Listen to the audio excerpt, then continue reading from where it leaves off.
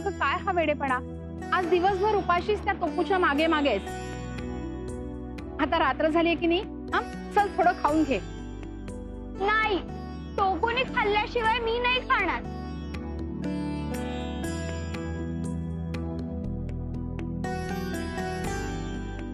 हे बघ ना टोकू, किती काय आणलंय तुझ्यासाठी. खाणार आहे काहीतरी. काय आवडतं तुला? तू इतकं खातेस? अरे नाही, आपल्याला जे हवं आणि जेवढं हवं तितकंच निवडायचं. कळलं का तुला?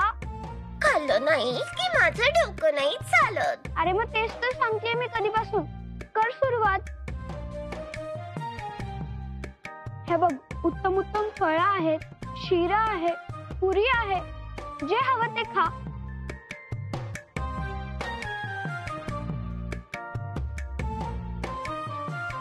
केवढा हा माज, नशिबाने राजवाड्यात आलाय, मरता मरता वाचलाय.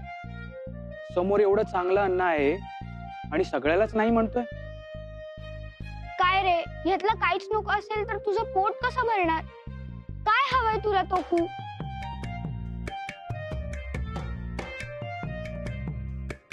ठेवा.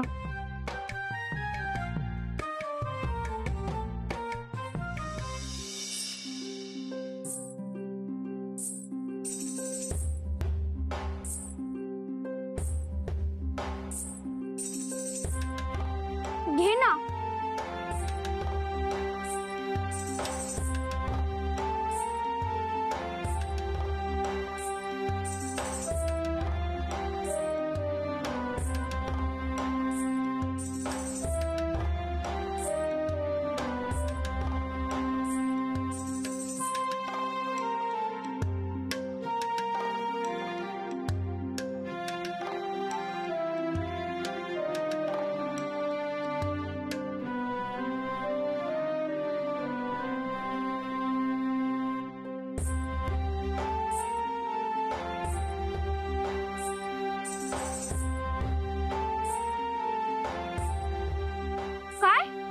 उबाळलेल्या चिंच?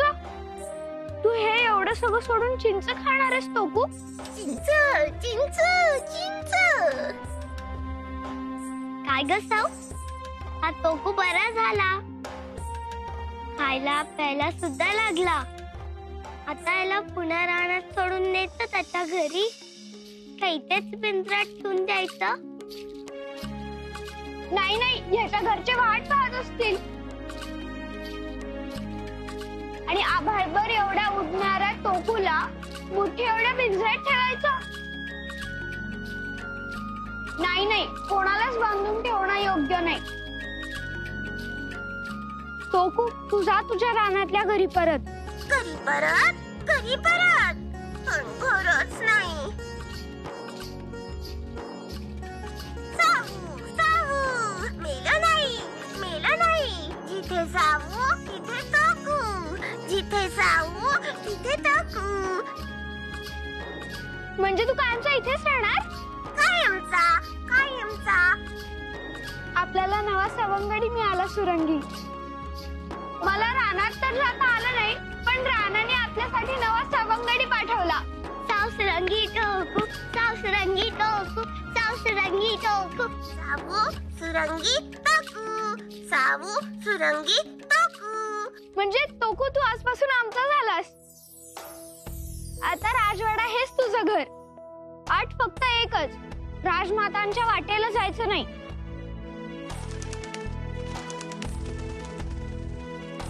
आता गेला की हा क्षणात उडून. आता कुठे शोधायचं आला?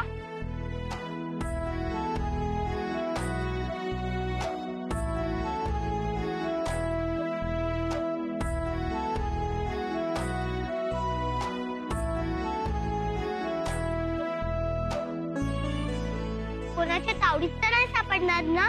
रस्ता नाही ना चुकणार? राजमातेंच्या वाटेला जाऊ नको असं म्हणालं तर लगेच उडाला. बरोबर तिथेच नसेल ना गेला?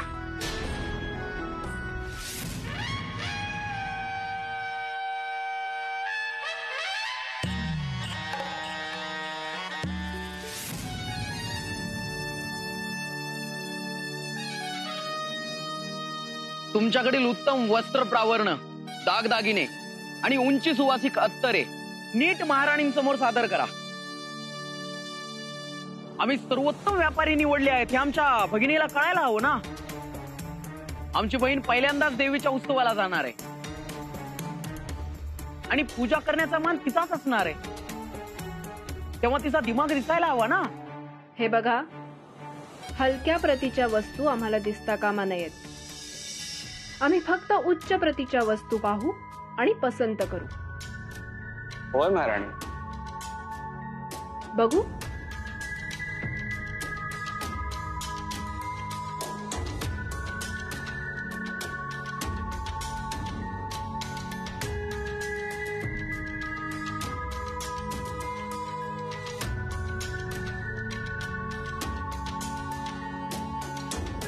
आम्ही देवीच्या पूजेला बसणार आहोत, त्यामुळे आम्ही 3 वेळा तरी वस्त्र पालटू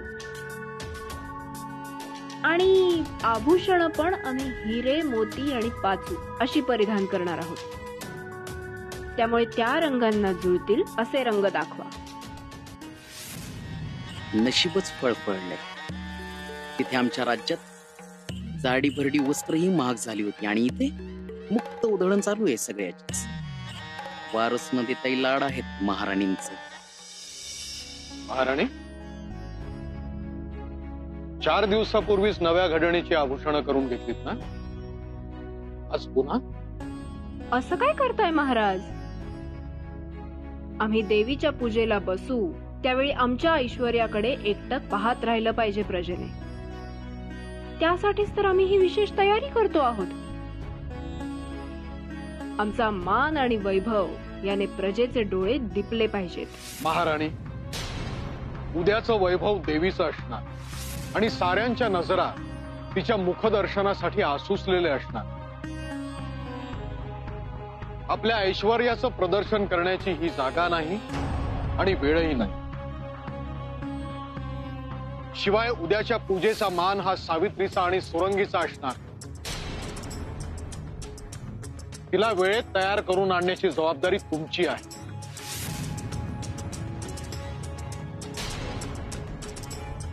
आता तरी सावित्रीकडे लक्ष द्या. सकाळपासून ती त्या पक्षामध्ये गुंतलीये. अहो, शिवाय तहानभूक हरपलीये. अशानं उपाशी राहील आमची कन्या. जरा गोडी गुलाबीनं खाऊ घाला तिला.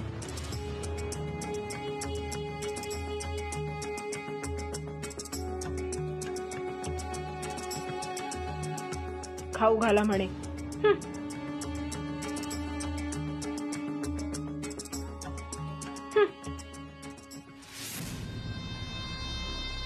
ही कसली विपरीत बुद्धी? देवीच्या पूजेचा मान सावित्री आणि सुरंगीला? अहो, माळ्याची म्हणजे सेवकाची मुलगी ती. महाराणींच्या ऐवजी ती पूजेला बसणार? पण महाराणींनी सगळ्याच बाबतीत घोर निराशा केली आहे राजमाता. ना सावित्रीला नाहीसं केलं, ना राज्याला पुत्ररत्न दिला. तरीही दक्षसेना आपल्या गोटातल्या आहेत. राज्याला अजूनही वारस देऊ शकतात त्या.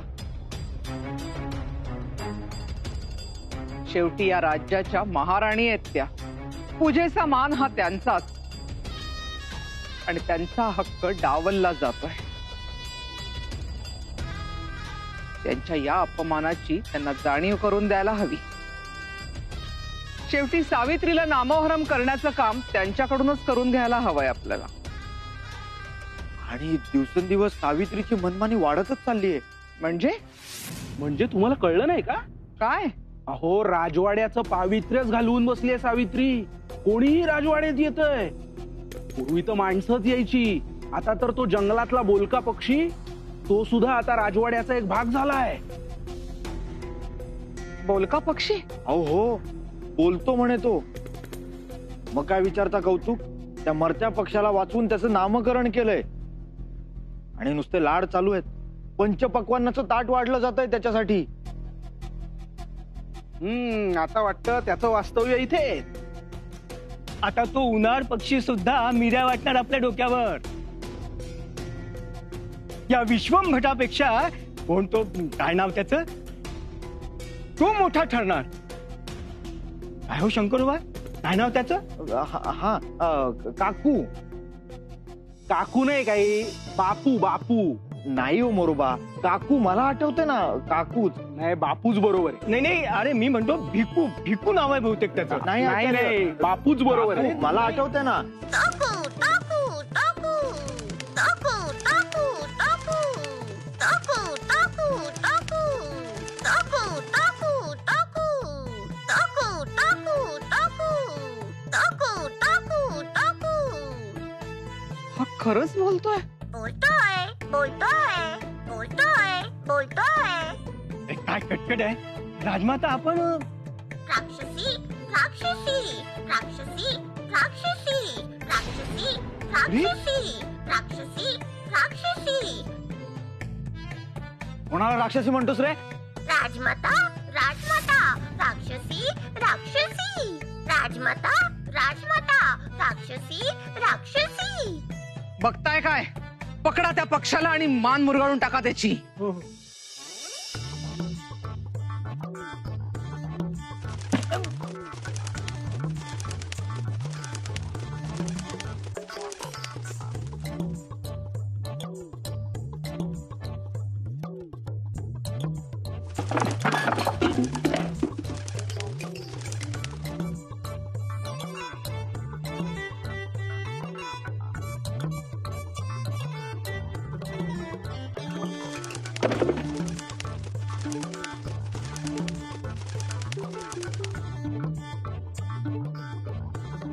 पकडा त्याला. काय उपयोग तुम्ही तिघ असून? तीन उंदीर तीन उंदीर तीन उंदीर तीन उंदीर तीन उंदीर. उंदीर उंदीर म्हणतोस आम्हाला? थांब थांब. अरे त्या सैनिकांना जरा बोलवा कोणीतरी. एका क्षुल्लक पक्षाला पकडायला तुम्हाला सैनिकांची कशाला आवश्यकता भासतीये? पकडा त्याला.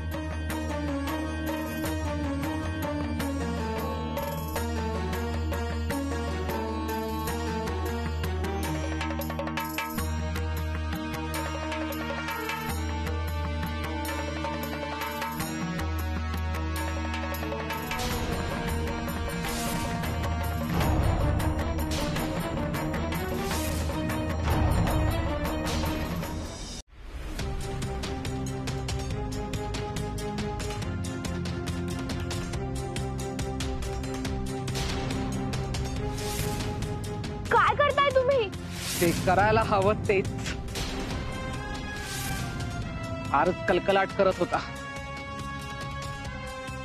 साक्षात राजमातांबद्दल अपशब्द उच्चारत होता तो.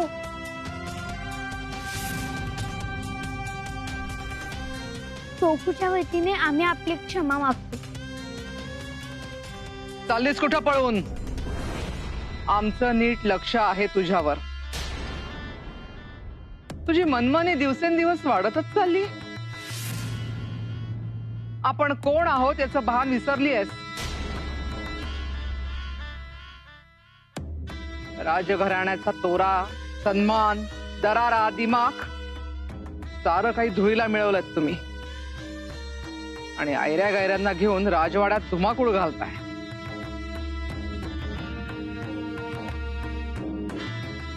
तुमच्या पित्याची माता आहोत आम्ही. आमचा शब्द शेवटचा. पण ती जागा आता तुम्ही घेऊ पाहताय.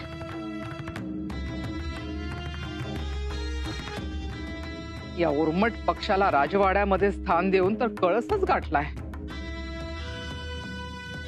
आत्ताच्या आत्ता या पक्षाला राजवाड्याभर घालवून द्या, नाहीतर नाहीतर काय.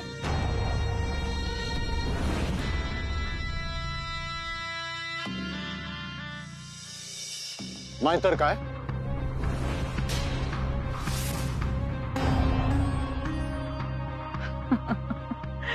नाहीतर तुझ्या तातांना वाईट वाटेल हेच समजावून सांगत होतो आम्ही तिला. आता बालिशपणा पुरे. तुमच्यावर राज्याची जबाबदारी आहे. पुढं गांभीर्यानं घ्यायला हवं. आमच्या तुमच्याकडून खूप अपेक्षा आहेत हेच समजावून सांगत होतो. तसं केलं नाही तर महाराजांना वाईट वाटेल. खोटं खोटं खोटं खोटं खोटं खोटं. सावित्री, आता हा अवखळपणा आणि पक्षाशी खेळणं पुरे कर. आपल्याला आत्ताच्या आत्ता देवीच्या उत्सवाची तयारी पाहायला जायचंय. आता एवढ्या रात्री? अर्थातच. उद्या देवीचा उत्सव असणार असेल तर आपल्याला आत्ताच जायला हवं. आणि राज्याच्या कारभाऱ्यानं दिवस रात्रीची ऊन पावसाची पर्वा करायची नसते. आणि कर्तव्य अपुरं टाकून झोपेची खाण्यापिण्याची चिंता करणारा सिंहासनावर बसण्याच्या योग्यतेचा राहत नाही. कळलं का? होय ताता, पटतंय मला. चला निघूया. येतो मी येतो मी येतो मी येतो. येतो मातोश्री. चल.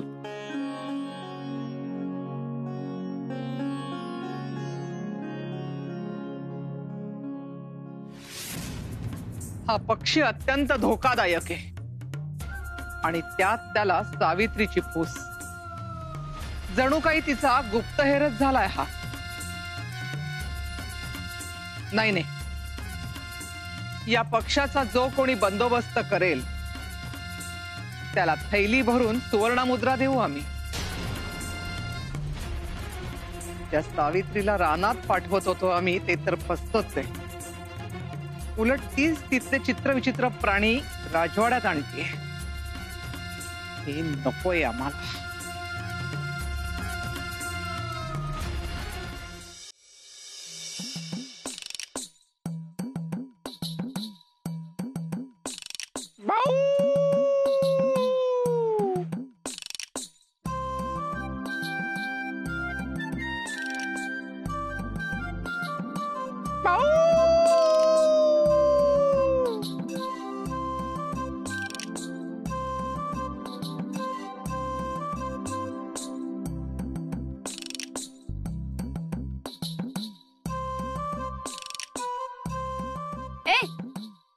जेवण टाकीसन कुठं जाईल?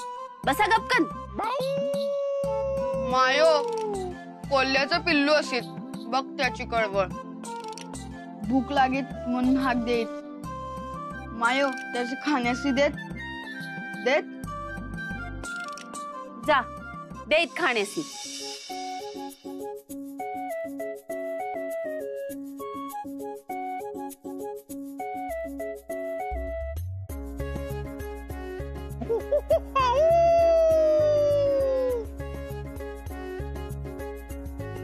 वनराज, काय कामगिरी असेल एवढ्या रात्री आवाज देत?